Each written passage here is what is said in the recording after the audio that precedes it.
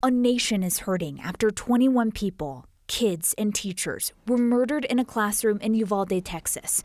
No one understands that pain more than parents who've lost a child in a mass shooting. It brings back so many horrible memories. We lost Jessie 10 years ago in the tragedy in Aurora. And our first response was to Sandy Hook just 5 months later. Sandy and Lonnie Phillips have been responding to mass shootings ever since their daughter Jessie was killed at a movie theater in Aurora.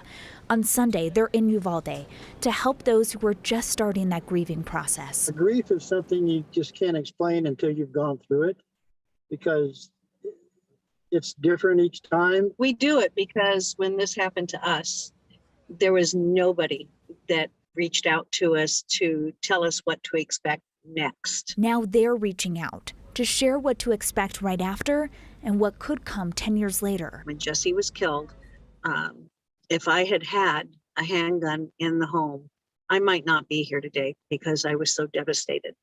But here I am 10 years later, and we're productive.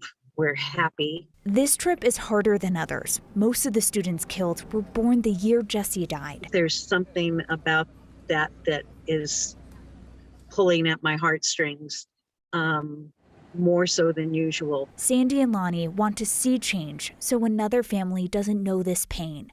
After a decade, they think this time will be different. This is kind of a watershed moment, I think, especially for Texas. Sandy and Lonnie raised their kids in San Antonio, which is about an hour and a half from Uvalde, so this is really personal.